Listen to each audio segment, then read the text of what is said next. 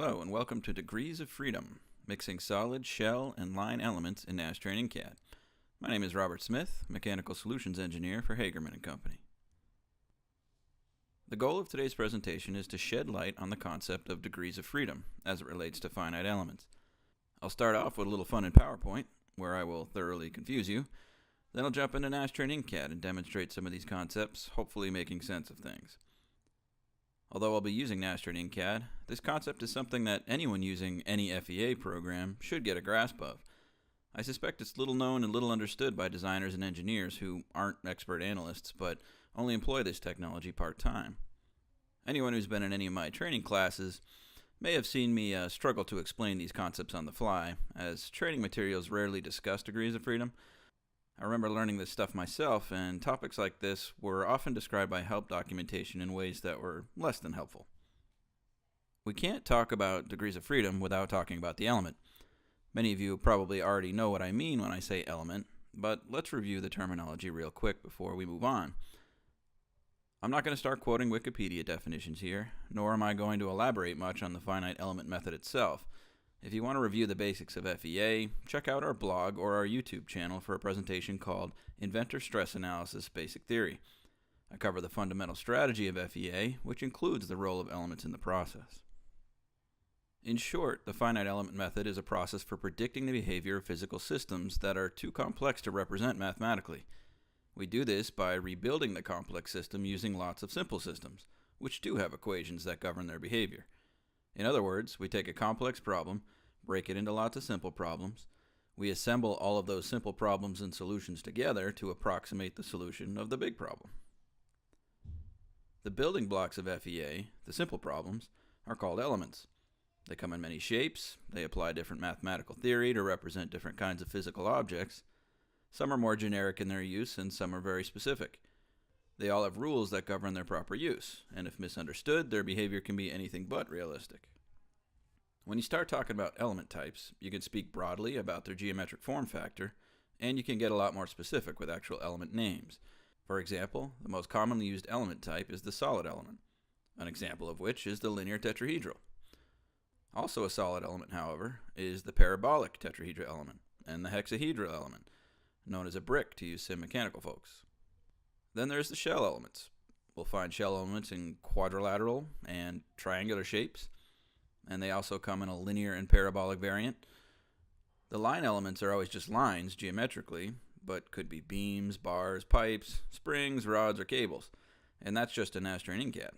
Simulation Mechanical, for example, had even more line element types. They all have their uses, and they all accept different inputs and deliver different outputs. This presentation would take up the better part of the day if we were to discuss each one of the elements in detail. When we're talking about degrees of freedom, though, we don't have to. In general, the degrees of freedom supported by the solid elements are the same, whether they're tets, bricks, linear, or parabolic. The shells have their own degrees of freedom, which are generally consistent from element to element, and beams, bars, and pipes will behave the same way as well. In fact, these rules are not product-specific. These rules are applied universally in FEA. And the concepts we discuss today will apply in any product. Some products may support additional elements and options that build on these concepts, but they all use these three basic element types in the same way. Okay, so what is a degree of freedom already? Well, degree of freedom is not a phrase that's exclusive to FEA. You'll hear that terminology in CAD modeling when you're talking about constraints, whether those constraints are in the 2D sketching environment or constraints that hold the components of an assembly together. You'll also hear it when kinematic systems are being described, or even in statistics. The most basic definition is that a degree of freedom is a variable, or a parameter, that can vary. In terms of CAD constraints and kinematic chains, the variable is position. When we describe position in 3D space, we use coordinate systems. Here we're looking at our good old friend, the three-dimensional rectangular Cartesian coordinate system. Of course, there are other systems, like cylindrical or spherical systems, that are commonly used in FEA, but we'll stick with this convention for today. In this coordinate system, it can be stated that a completely unconstrained object has 6 degrees of freedom, or in other words, 6 possible ways that it could move. It can translate or move along the X, Y, or Z axis, or it can rotate about the X, Y, or Z axis. 3 translations, 3 rotations. if we were to constrain an object from moving in any way, it could be said that we are removing degrees of freedom. In FEA elements, the degrees of freedom are controlled at the corner nodes. The nodes are the black spheres in my little models. I've exaggerated them for visual clarity.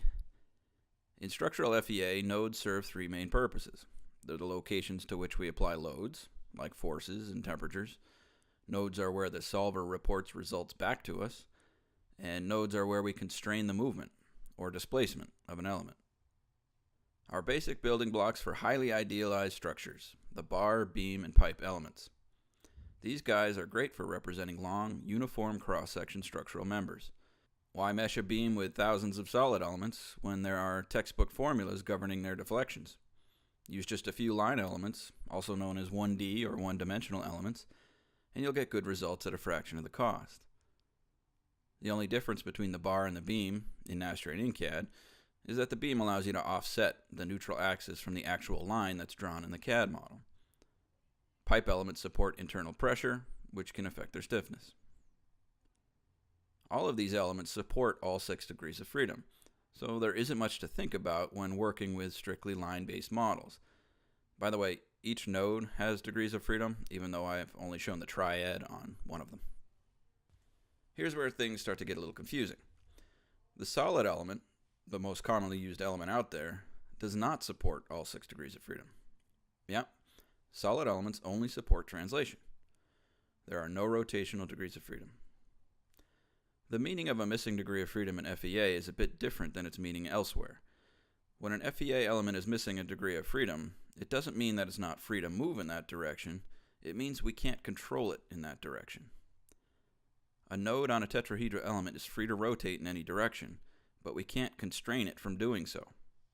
Also, we can't apply a load, such as a moment, to the node that would force it to rotate. You may have been using these elements for years and not known this, and that's because often it doesn't matter. Hopefully I'll make a little more sense out of that when we get into the software. The shell is a little funky too.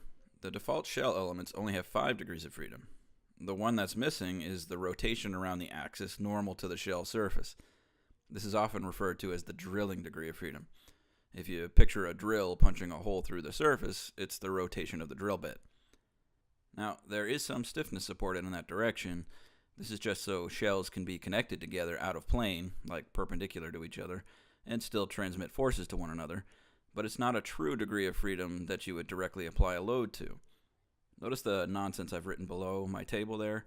Those are the element names in Nastran speak. All of the elements we've discussed have specific names that the Nastran solver understands. In the case of the Nastran In-CAD product, you don't have to know these, and they're typically hidden from you. C-quad 4 and C-quad 8 are the 4-sided shells, linear and parabolic respectively. The number on the end corresponds to the number of nodes. C-tria 3 and C-tria 6 are the triangular variants. So why do I bring this up? Because there is a shell element in Nastran that does have all 6 degrees of freedom, and the dialog box where it's activated does list the elements by name, so I wanted you to understand what it was talking about. The C-quad R and C-tria R support all 6 degrees of freedom. This is common in other products as well. Either there will be a specific element that has the drilling degree of freedom, or an option to activate the drilling degree. So if you're going to apply a load, such as a moment or a rotation in this direction, be sure to use the element that supports it. Now, let's jump into the software and demonstrate this stuff. Now that you know the basic rules, let's see how they actually affect the models. Okay, here we are in Autodesk Inventor, and we're going to be looking through a very simple model that is already set up in the Nastran In-CAD environment, so we'll launch that now. So what we're looking at here is a solid block that's meshed with solid tetrahedral elements. Attached to that is this plate-like structure, which is meshed with shell elements. If you've never used these before, you can see that geometrically there is no thickness to this structure. It really is just a surface in the CAD model. But what happens is the shell element contains information about how thick that plate really is and what it's made of. So both of these are controlled with what they call idealizations in Nastran In-CAD. So the solid block, if I look at that, I've got an idealization that's telling this part in the assembly to be meshed with solid elements and be made of steel. And then the other idealization I have in this model is basically telling that part in the assembly that it's going to be using this shell element and that it's going to be made of steel. But also, how thick is that plate structure that I'm trying to simulate? So in this case, 0.01 inches. So even though geometrically there's no thickness to this structure, it's going to behave like a steel plate of thickness 0.01 inches. As far as the setup of the model, I've put a force on the very end of the plate structure, just 1 pound in this case. Okay, so you can see it's in the negative y direction on that front edge. On the bottom of the solid block, we have a constraint, which is constraining that whole face to be fixed. Something that should be pointed out in the constraint dialog here, and this is, at least in my experience, common in all FEA products. They're not going to tell you what degrees of freedom are actually supported by the structure that you've selected when applying a constraint. Notice in here I've got 6 check boxes for each of the degrees of freedom, and it's not telling me that the RX, RY, and RZ are going to have 0 effect because I'm using solid elements. They're still present. I can still check them and uncheck them. They're just not going to do anything. It doesn't hurt anything either, but it'll never be clear to you inside the dialog box what degrees of freedom are supported by your element. That's something that you need to be aware of yourself.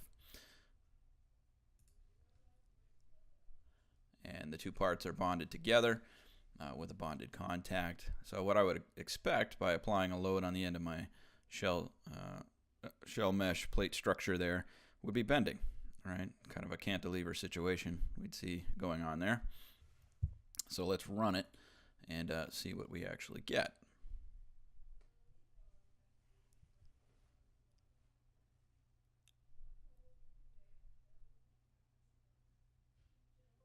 Okay, and what we get is an error. Nastran solution failed. And when I hit OK, the little output log goes away, but I can bring that back, scroll down, and see exactly what the fatal error I received was, and that is a singularity detected at grid blah blah blah. And what that basically means is I have an under-constrained model. I have a model that is not in static equilibrium and so cannot be solved by a static solver. And that's Nastran's way of telling us that. Different codes will have different jargon that say the same thing, so you'll see that message eventually if you run Nastran In-CAD for any length of time. So what's really happening there? Let me just finish the environment, go back to the modeling environment for a second to see if we can illustrate what's happening there. Suppress a constraint, that should allow me to move this. Okay, so what's happening? The shell structure is joined to the solid structure at one edge. Applying a force on that edge tends to push the plate down and causing rotation. I expected bending because I expected that the rotation would be resisted where the plate structure meets the solid. And that's not happening because the solid tetrahedral element does not support rotational degrees of freedom. I cannot resist the rotation that's imposed by the force I put on the end of this thing. So what I get is a situation like this.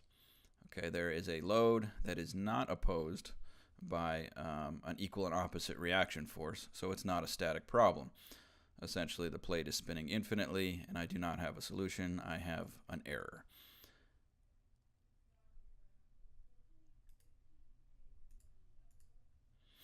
Let's go back into Nastran In-CAD environment.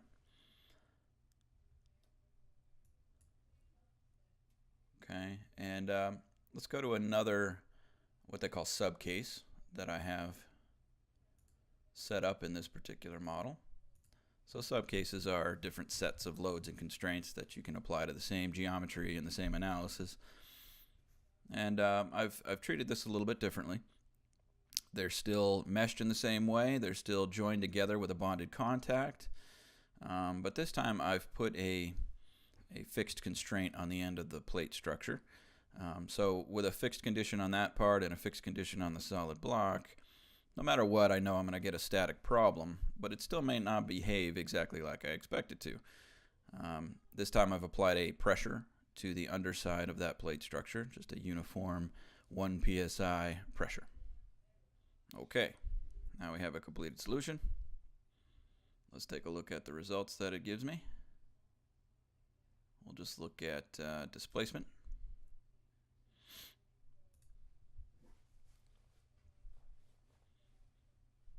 Okay, so I do get results, but I don't get bending like I expect. Well, what do I mean by that? If we look at the end where the plate structure is fixed, and let me get this animating so it's a bit more clear. But because the shell elements on the plate structure do support rotational degrees of freedom, when I fixed them with my constraint, it's not allowing rotation at that end. So what I get with the pressure applied underneath is bending. On the other end, where the shells connect to the solid, I do not see bending. I see basically a hinged condition. Again, because those solid elements do not resist the rotation. It still works, it still gives me results, but it doesn't give me good results. And I need to understand why, and hopefully after watching this presentation, if you get a condition like this, you'll understand what's going on there. So you can see the difference between this end and the bending, which I expected to see on this end. Okay, so let me switch to a model where the plate structure is not meshed with shell elements, but instead solid elements, and show you that why, if you've been using with solid elements for years now and this has never happened to you, why it typically doesn't matter, and a lot of times you can just move on with your life and not think about degrees of freedom. So we've got what is more common in a lot of people's models. All of the parts are meshed with solid elements, and when they're bonded together, we have more than one node making contact between the two parts. In fact, there's at least 3 nodes connecting a solid part to a solid part, and those 3 nodes are not in line, so we don't have a hinge condition. We have enough nodes that are resisting translation only to prevent this whole plate structure from rotating. You would still see the same condition if you had modeled your 3D model like this, right? Because all of the nodes connecting the parts together are in a line, and none of those nodes are going to resist rotation, so I'd get the same problem on this end. I'd get a hinged condition, I'd get really a non-static problem and a failed analysis. But this is uncommon, right? In our assemblies, typically it's going to look more like this. This might occur, if it's a sharp corner making contact with a plate, or maybe you've cut a fillet in something to prep for a weld and it's only making contact on the edge. You might see something like this, and that would cause the hinged condition, that would cause you problems. So if you see that, hopefully now you'll be aware of why you're getting errors or why you're getting odd results. But again, non-typical, so a lot of times if things are modeled this way, it's not going to matter. It's not going to exhibit any problems. So if you are getting problems, and typically this is when we're mixing element types, as I did in my first model, there's a solid element versus a shell element. That's really when the degrees of freedom start to rear their ugly head if you're not aware of their behaviors. So if you are mixing models, how do you get around that stuff? How do you fix those problems? There's a few ways to approach it, and it depends on the model, of course. But look what's been done here. A lot like the second model I did, where everything's meshed in the same way, shell, solids.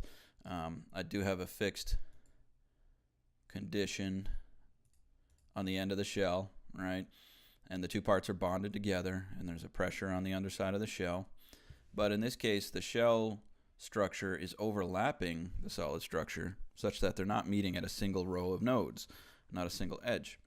So there's at least 2 rows of nodes, or at least basically three nodes that are not in a line connecting these two parts together. So we don't get that hinged condition. Free rotations don't really matter anymore. It's all going to be converted to translations at each one of those nodes, and I will get the results I expect. Let's give that a run and confirm that. All right, solution complete. We'll animate our displacement results.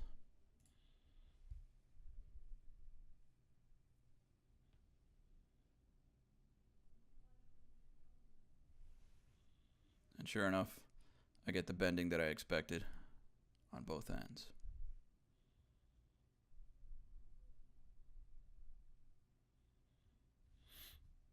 Now in this other model here, I've just shown a few other ways that you can deal with that. Let's say this is a condition such as this, where a plate meshed with shell elements is going to be meeting up with the face of a solid structure meshed with solid elements. There's no way that I can overlap these two as modeled like I did when it was at the top. So what do you do? Well, I've seen a few techniques employed. One is to just put a step in there. Obviously this one's exaggerated, but just even a little step, enough to get more than one row of nodes where those two things meet. You are modifying the design simply for analytical purposes. It's not something that's physically there in the model. But if you think about it, that tends to be pretty common in FEA anyway. We're often simplifying structures and changing them a little bit to make them behave better as analytical models, understanding that the results in that area, say where these two things meet, may not be as realistic as they were before, but overall the displacements of the structure, the stresses in the plate structure, for example, and the deflection at the end would still be good. I've seen cases like this where maybe it was a weldment where the plate structure and the solid were going to be joined together with a weld bead. We do frequently discourage trying to model weld beads in FEA simply because you're oversimplifying what is a very complex problem. The weld beads tend to be a lot more complex than what we've shown here, but that doesn't preclude you from including them in the model if it's really only there to help join dissimilar element types like we have here, or even spread out forces and spread out stresses to avoid concentrating stresses at a single location. You can put your weld bead in there, and it's basically effectively putting in a step, right, where we can overlap the shell elements with the tetrahedral elements. I've seen stuff like this where we've got, in this case, I've modeled a two plate structures. Both of them that would be shell elements, and the bottom one is kind of like a row of gusset plates or something like that. I've seen the same thing done, but with line-based bar or beam elements that just kind of serve as structural supports to prevent that hinge behavior where the two meet. Just a few examples. Obviously, you might have to get more creative depending on your scenario, but don't feel like you're stuck with the geometry that you're given. You can change things a little bit if it means that you're going to get a good result elsewhere. Moving on to the problems that might arise when you're working with line-based elements. So here we've got our same solid block, but this time there's a line-based element joined to it. Let's look at the idealization for this. Okay, so basically that line has no geometric thickness. It's a sketched line in Inventor. You can use, in the case of Nastran In-CAD, 2D sketch lines or 3D sketch lines. And basically you select that sketch and you tell Nastran that line is in fact a bar or a beam or a pipe, and what material it's made of. And then basically there's a cross-section input, right? So what, in this case, it's just a round bar of 0.1 inch diameter. But you can have other cross-section shapes, right? There's some common shapes in this wizard here, and you just plug in the dimensions and it generates the appropriate cross-sectional properties so that you get accurate deflections. It just assumes this cross-section is uniform across that line, and that's what we've got here. So remember that the line elements support all 6 degrees of freedom, but of course our 3D tetrahedral elements do not. So in this particular scenario here, I've applied a moment to the top of the beam structure, those elements will support it. They will rotate. Okay, but where they're connected, that rotation generated by the moment will not get transmitted. It will not get resisted by the 3D tetrahedral elements. So again, running this model,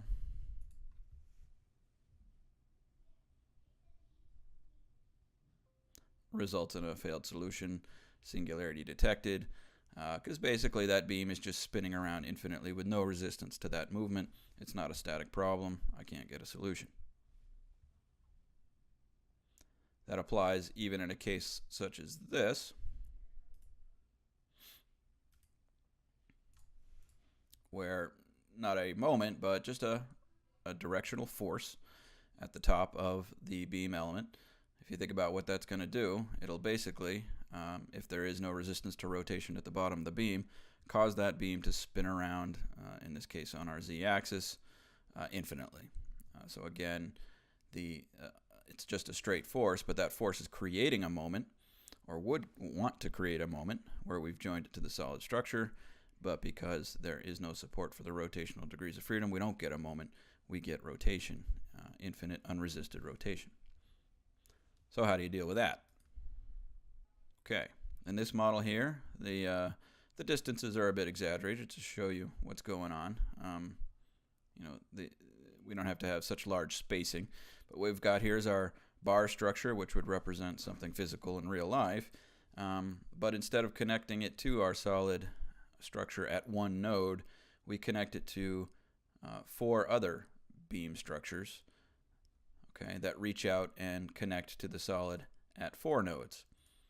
So by applying, say, a force or maybe a rotation at the top of this structure, in this case we put a force on there, any moment that occurs at the other end gets converted basically to translations. In this case, our force pushing off in this direction is going to result in a translation pushing against the solid at the top 2, and a translation pulling away from the solid at the bottom 2.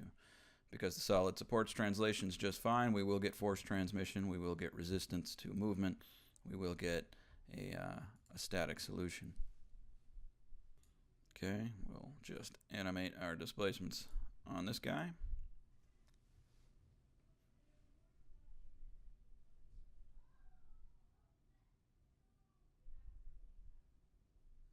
And you see, in fact, we do have results. Now, Nastran has other ways of dealing with this that they've built in for us. Specifically, you can use connectors. What I did in that last model was basically build a connector out of bar elements, but you don't have to do that. You can use a feature that's built into the software. Okay, this is a different type of structure altogether. It's not something that you have to pre-draw. You might have to have some geometry in there to pick locations. So for instance, I had a sketch point on one end and a split out surface on the other end, and Nastran built the elements in between those 2 locations for me. In this case, it's something called a rigid connector. You can see all the little red lines connecting my single point to a bunch of nodes on the face. Rigid connectors do not deform, they do not have mass, they do not stretch or compress. They stay their exact same length and connect a single point to a bunch of points. So if I'm strictly trying to transmit a moment to the face of this block, I wouldn't be able to do that with one node, right? If I apply a moment to a single node, nothing's going to happen. But in this case, I'm transmitting that moment from one point to a bunch of points, basically converting it to translations at all the nodes on the face. Finally, when the bar meets the shell, or the line element meets the shell, that's where that drilling degree of freedom comes in, right? So set up here, I've got the line-based bar structure attached to my shell structure. Put a moment on the top. Again, those elements will support the rotation, but where it's connected to the shell, the resistance to that rotation would be in the drilling degree of freedom. So I'd need to make sure in my idealization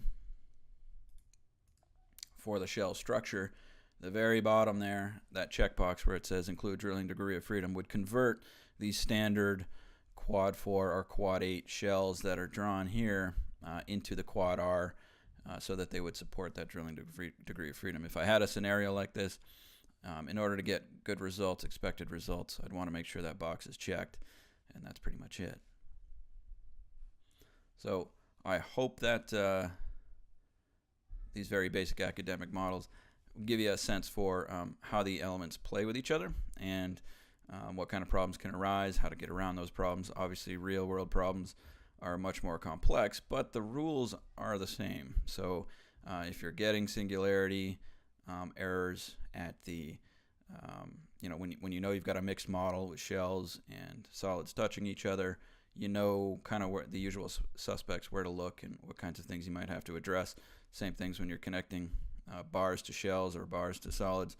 Basically, when you've got the same element type throughout, typically you don't run into these issues. It's when you start mixing them. So hopefully I made you aware and given you a better understanding of the rules. Good luck.